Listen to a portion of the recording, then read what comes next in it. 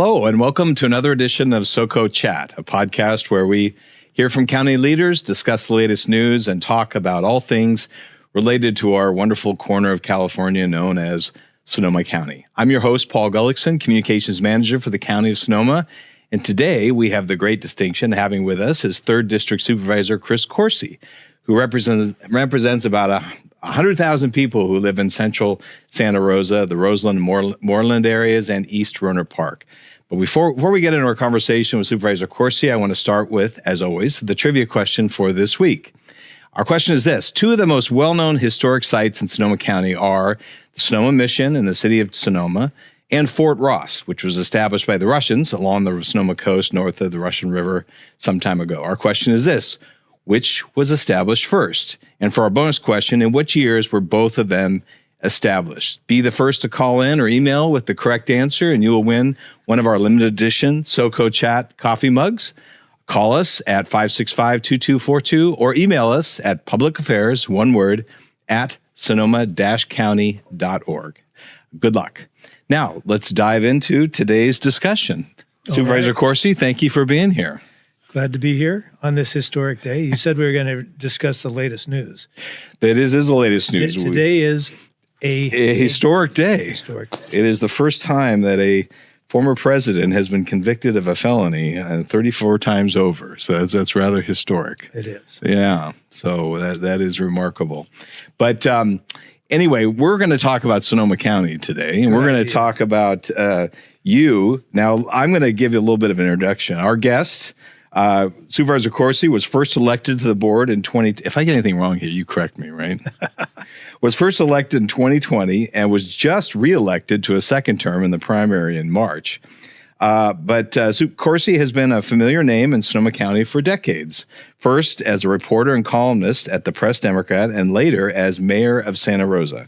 As a journalist, Chris reported on our community as it underwent tremendous changes from the 1980s through the early 2000s, and now as an elected official, he is helping to shape our future as a supervisor himself.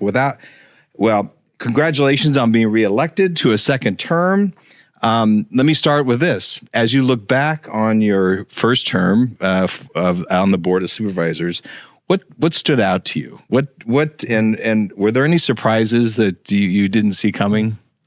I'm sure there were. Always. I mean, surprise RS around here. Right, exactly.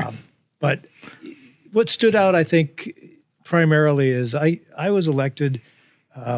I was actually elected a week before the pandemic was declared. Right. When things shut down. Yeah. That was in March of 2020, and I had 10 months before I took office.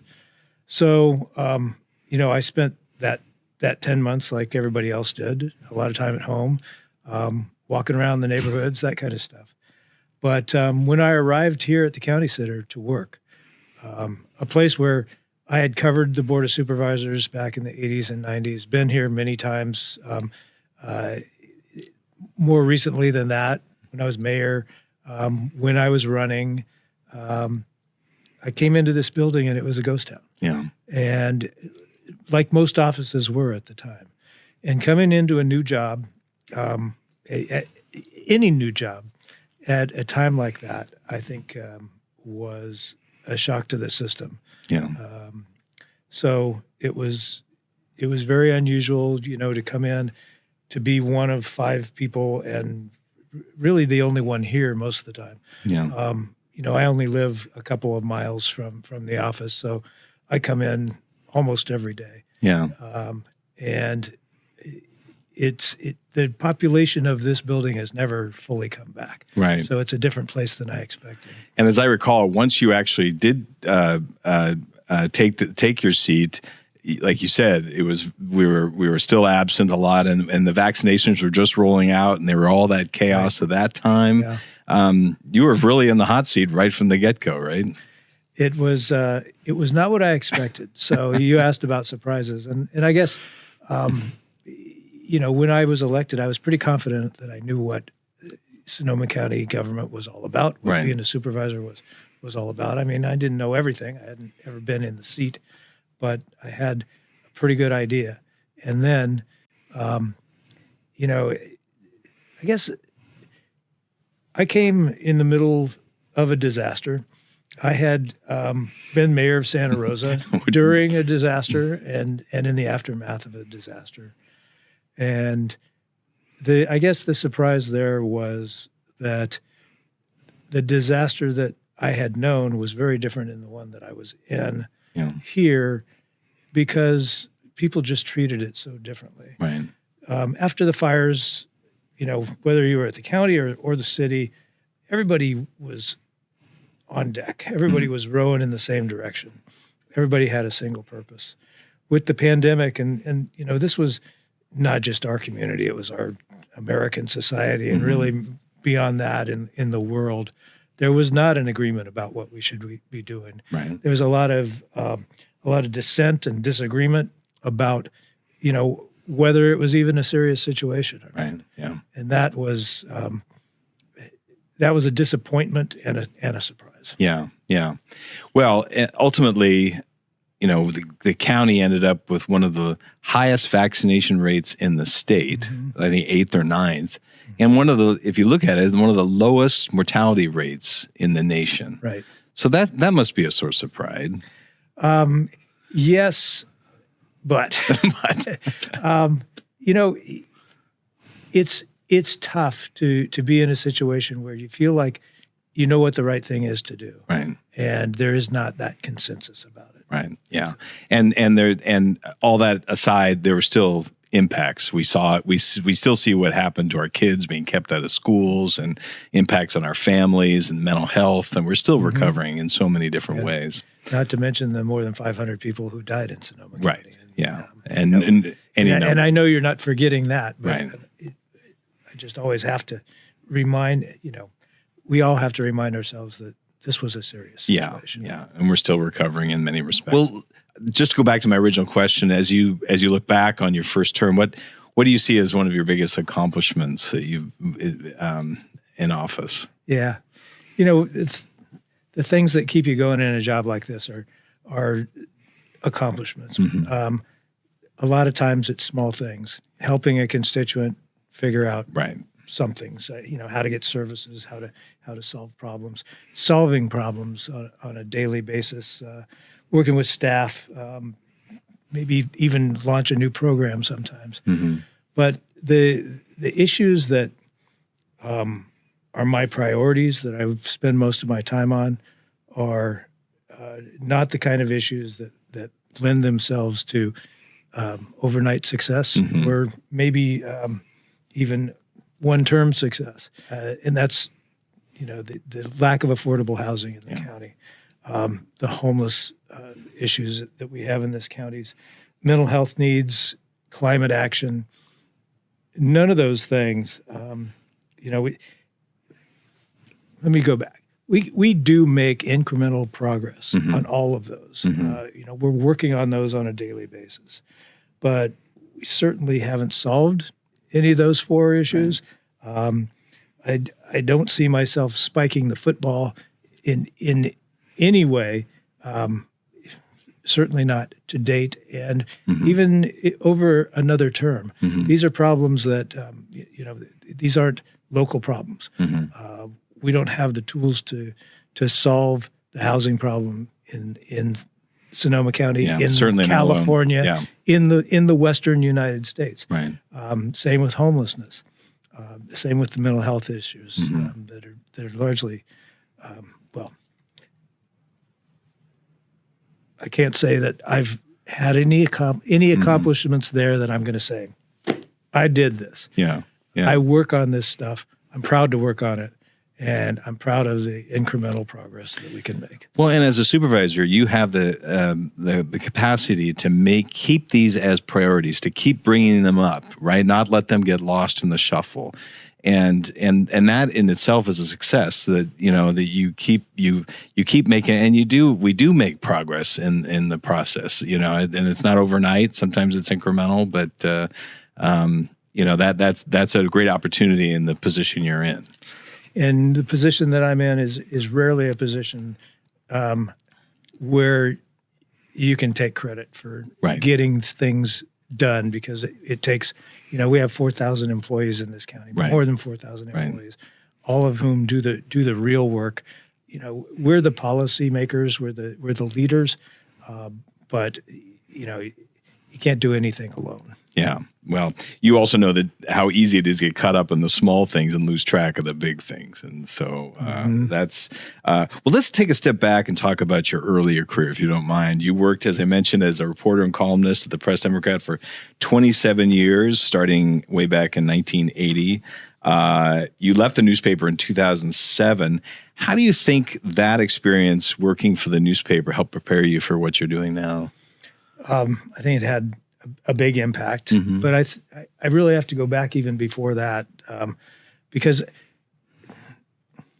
the attributes of a journalist are to be aware, to have a quick grasp of things, to be able to assess a situation, be able to assess a person, be able to assess an issue, and figure out how to know it better quickly. Ask the right question. Yeah. Yeah. I think I started learning that at a very early age. I grew up in a military family. I lived in 8 different homes in my first 17 years before I left home. I went to 7 different schools in my 12 years of school. I had to be the kind of person who walks into a room and is able to figure things out, for good or bad. Right. As a journalist for 27 years in Sonoma County, I think that that was 27 years of kind of becoming an expert on the community. Yeah. Whether it was about politics, about institutions, about people, about neighborhoods. All of those 27 years were spent studying this community. I don't think there's a better way to prepare for the political job than that, because really what you're doing in this chair as a county supervisor or as a city council person or as mayor is having all these different issues come at you all the time. Every day is different. You're expected to be able to sift through information, find the relevant stuff, figure out know enough about it by the end of the day or the end of the week, by the end of the meeting, to be able to make a decision that is an informed decision on it. Yeah. That's kind of like, except for the writing part, being a newspaper. Being on deadline. Yeah. Well, I imagine having the community already know you or feel like they know you because of your role as a columnist, that had to help too in your position, that people, I think, probably found you approachable in many respects. Yeah, a lot of people, when I was a columnist, people felt like they knew me. I still feel like I'm better known in the community as a columnist than as a supervisor or a mayor. True story, I still have people come up and say, I loved the column you wrote the other day. Yeah. And, I haven't written a column for the Press Democrat in 10 years at least. Right. So it made a difference. I had my picture in the paper 3 times a week, for years and years. The kind of name recognition that a lot of people spend a lot of money on in politics, I got for free because of the job that I was doing. And it's kind of my secret weapon as far as the political side of things, just to be frank about it. After you left the paper, you went to work for SMART, and obviously you're a big public transit person. Then you served as mayor during the wildfires, as we discussed, and led the city through the 15 months of that recovery. What did you learn from that experience that you think has shaped your overall approach to being an elected official? So many things. I guess a couple things I learned was the importance of showing up, of being there, of how even a mayor who has really a ceremonial job, to simplify it, not a lot of power, but how much people appreciate you being there. Yeah. And hearing them. Yeah. Going into the evacuation centers the day after the fire, and people wanted information. Mm-hmm. We didn't have information. I didn't have information. The information that I got on the morning of the fire was hearing Kent Porter interviewed on KSRO radio, and saying Fountain Grove is gone. Yeah. That was the first I knew the extent. Wow. And other than that, the rest of the city staff, our police officers, our firefighters, all of the city staff was out trying to save lives and figure out, how to minimize further damage. Mm-hmm. They weren't calling me up and giving me numbers and those kind of things. So I was in these evacuation centers, and people wanted information. They wanted to know what was going on. And I couldn't tell them, but I could be there and tell them, I will find out. Yeah. You will know as soon as I know. And I still have people come up to me and thank me for being there and telling them nothing, right? But for being there. Yeah.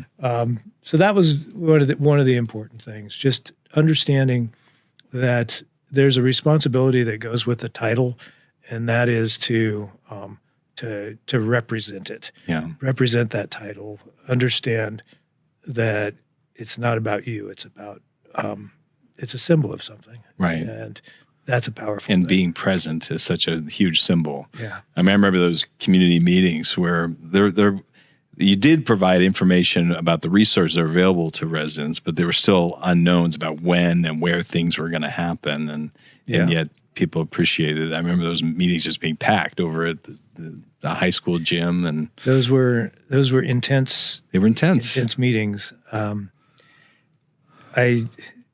The other thing that I go back to is the learning experience with that. And I think I knew this already, but it was driven home by Rob Giordano, the sheriff at the time. And I heard him say, calm is contagious. Yeah. And it's the opposite, obviously, is also true. Yeah, yeah. And I saw both sides of that. And I've always tried to be that calm person. I've not always been that way. You may be surprised. It took some maturity to get there, but it's hugely important for people in crisis to see people who are not freaking out about the crisis, even if they obviously don't have control over everything. Yeah. Just helping people understand that things are going to be okay. Yeah. It's important. It sets the tone for everything. Yeah. Well, let's. I want to get back to the other passionate issue that you have, and that is housing and helping our people in our community. And earlier this month, there was a huge success. The county broke ground on the Tierra de Rosas, a mixed-use project that will create ultimately 175 units of housing in Roseland, and of those 75 would be designed for low-income members of our community. And in addition to that, there's going to be a 1 acre public plaza or food hall right where Motote Park is, and a civic gathering spot. It's going to be a real community hub for an area that's needed it for so time. That project nearly died a year ago. I just want to make this clear. There was an $18 million hole, I think it was, in this project, and it really needed, just for the infrastructure in particular, and you helped chip in some of your district funds to make that happen, and we got some support from legislators to help out bridge that gap, and you guys got it done. And we were out there at the groundbreaking ceremony just a couple of weeks ago. Mm-hmm. Why is that project so important, you think, for our community? It's important for the county to keep a promise. Yeah. This project, its roots go back more than 10 years. Yeah. To when Roseland was not in the city of Santa Rosa, before annexation. The property is still owned by the Community Development Commission, part of the county. It'll be in the city. But this was the county's responsibility. The infrastructure that's going in now, that was $18 million short out of about a $40 million budget, Right. is the county's responsibility. If we didn't do that, if we didn't come up with the money for that, this project wasn't going to get done. I didn't make that promise 10 years ago, but the county did. And now I represent that neighborhood. I feel a debt. I feel like I own a debt being that representative of the county. And so I worked hard, but I did not do it all. I want to just call out Michelle Whitman, the director of our Community Development Commission, who came on board and said, we're going to get this done. We worked with the city, to do some value engineering on it to get the costs down. We worked with State Senator Mike McGuire, with Assemblyman Damon Connolly, who came up with some funds between them $3 million to go toward this. The Ag and Open Space District put $1 million toward the open space, the park area. The county administrator last year, when we had a very robust budget fund balance, recommended it to the board that we put $7 million, more than $7 million toward it. And as you mentioned, I had some infrastructure funds in my district budget, and just pushed that into this too. So it takes a village. It took a lot of people understanding that a debt was owed, a promise was made. Roseland historically has been underserved, under-resourced. It was part of the county, surrounded by the city. It was on the track for annexation for 15 years. And the county figured it was going to go into the city. The city figured it was still in the county. And so a lot of things did not happen. I did not want to see this not happen. Well, there's a lot of goals here: a commitment to Roseland, a commitment for housing, a commitment for low-income housing, and it's hard to find an example of so many agencies and individuals coming together to make this happen. And it was a real celebration that day. And particularly the 75 low-income housing units. That's a big chunk right there. And I know we've got a lot more work to do, but do you feel like we're on the right track? I mean, how do we do more of these going forward? With blood, sweat, and tears.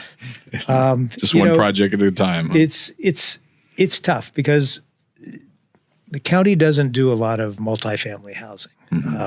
We don't build housing at all. Right. The county doesn't build housing. The city doesn't build housing. Developers build housing. Builders build housing. And usually it's nonprofit builders and developers who do affordable housing, legally affordable housing. That's where my interest goes. Most of that's going to happen in the 9 cities of Sonoma County. That we are of the ethic that supports city-centered growth. Right. So we just finished a housing element for our general plan, where we have between 3,000 and 4,000 units that are planned for in the identified county, in the unincorporated county. Whether those happen or not depends on developer interest, funding, incentives of some kind. Any kind of affordable housing needs some funding. So there are supports for that, but it's very competitive. We've got a potential for a Bay Area-wide housing bond on the ballot. That's going to be huge this year. And if that comes about, it could mean, depending on what the actual ballot measure says, either $10 billion or $20 billion toward affordable housing in the Bay Area, in all the counties.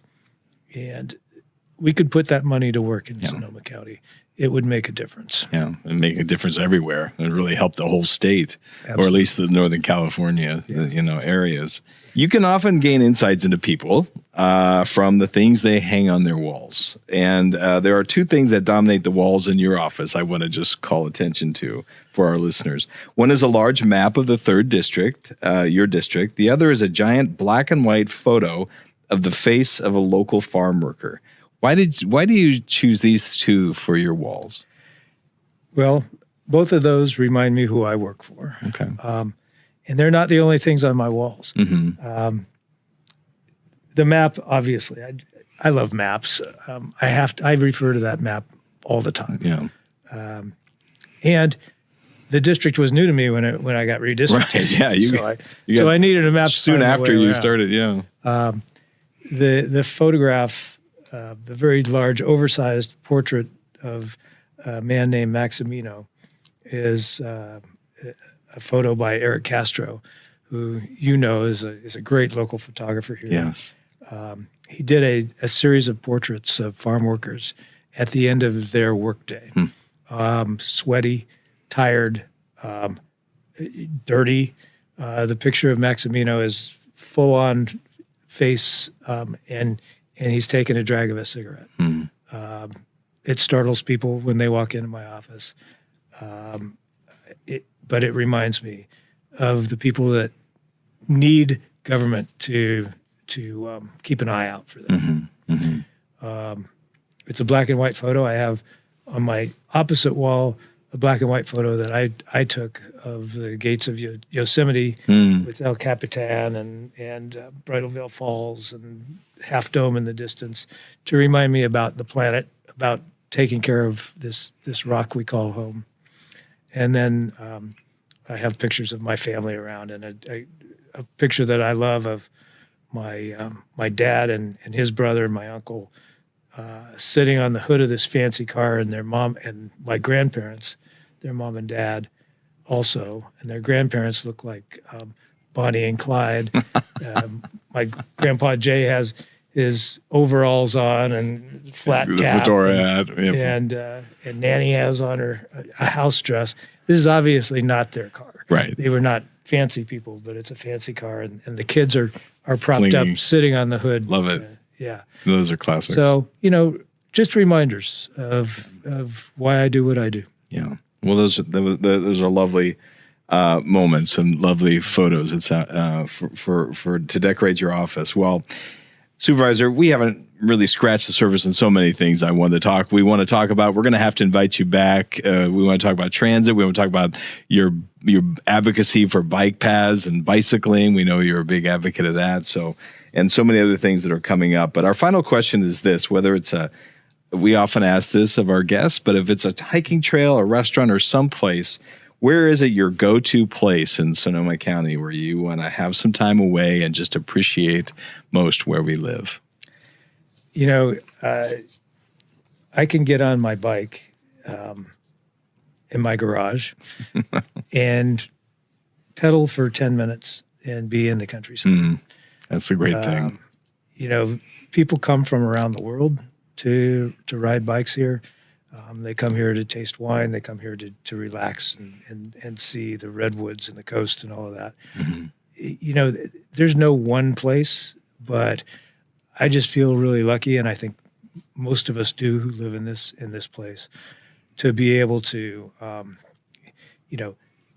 have a job, be able to raise a family, have a roof over our heads, and enjoy all of the great surroundings that we live in. Yeah.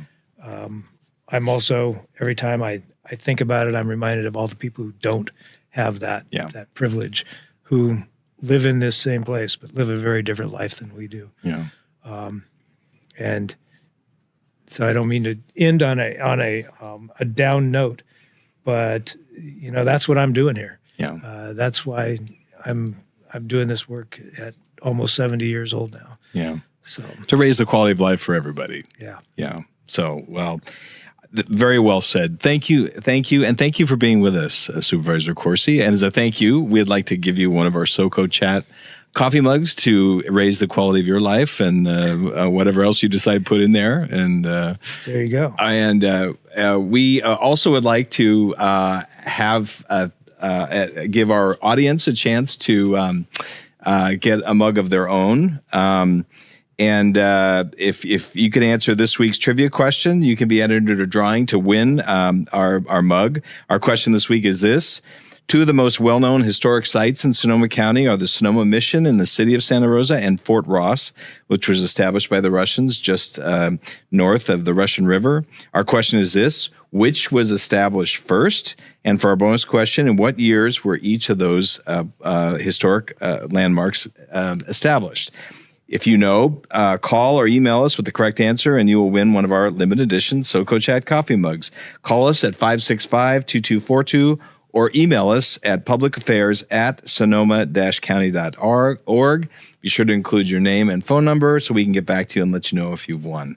Also, if you have comments about this or any of our other segment or a suggestion for a topic for a future SoCo Chat discussion, please email us at that same address, which is publicaffairs@sonoma-county.org.